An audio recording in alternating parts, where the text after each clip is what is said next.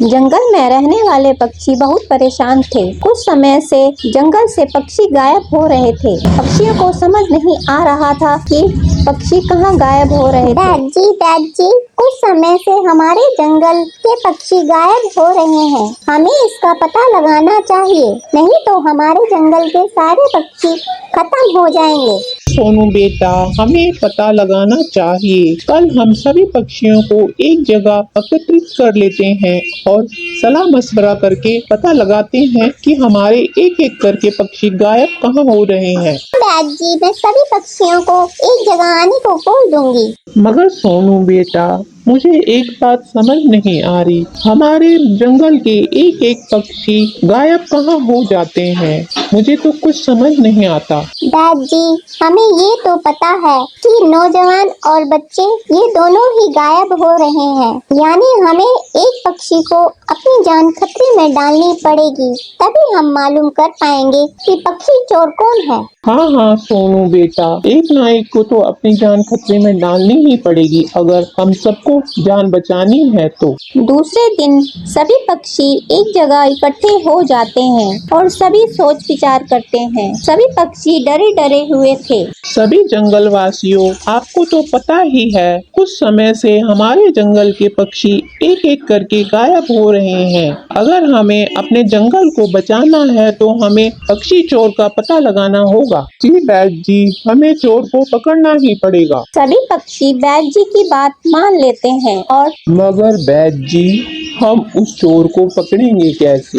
हाँ कालू बेटा, यही तो मैं बता रहा हूँ। हम पक्षियों में से एक पक्षी को अपनी जान खतरे में डालनी पड़ेगी, तभी हम उस पक्षी चोर तक पहुँच पाएंगे। जी बैद जी, आप बताइए, आप जो बताएंगे हम वही करेंगे। आप बताइए, उस चोर को पकड़ने के लिए हमें क्या क्या करना पड़ेगा? हाँ रानी, बताता हूँ। तुम्हें तो ये पता है कि जो जो पक्षी गायब हुए हैं, या तो वो बच्चे थे या नौजवान। तो इसका यह मतलब है कि वो बच्चे या नौजवानों को ही अपना शिकार बनाते हैं।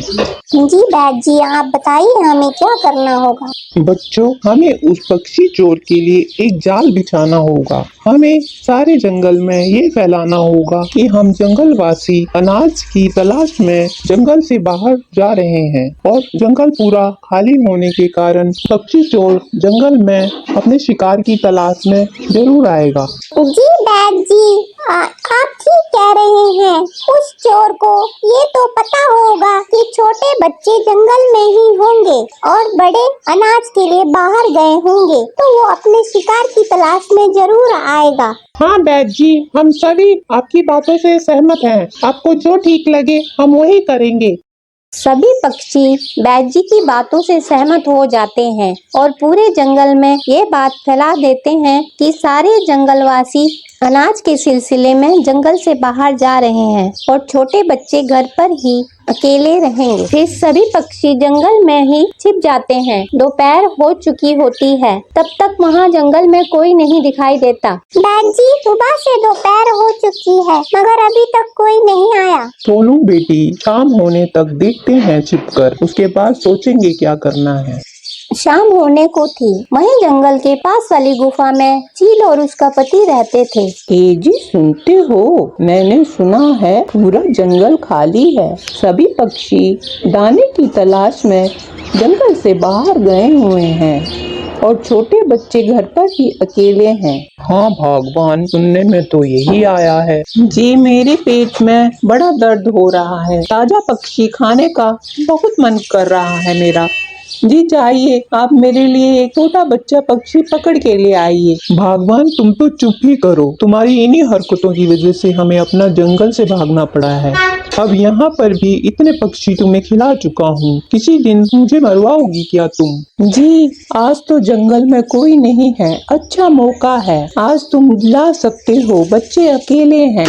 जी जाइए ना, मेरे पेट में बहुत दर्द हो रहा है, कहीं मैं मर ना जाऊं। जी मैं सच बोल रही हूँ, मेरे पेट में बहुत दर्द हो रहा है। आप एक बार मुझे ताजा पक्षी ला दो, मैं आपको फिर कभी नहीं बोलूंगी।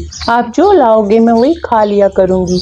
बस एक बार ला दीजिए जी। ठीक है, मैं आज ला देता हूँ। आइंदा मैं कभी नहीं लाऊंगा। आज तुम्हारा कहना मान लेता हूँ। तुम हमेशा ही अपनी बात मनवा लेती हो। जी आप कितने अच्छे हैं। जी ठीक है, मैं आग जलाकर रखती हूँ। आप जैसे ही पक्षी लाओगे हम गर्मा गर्म पकाकर खाएंगे, बड़ा मजा आएगा।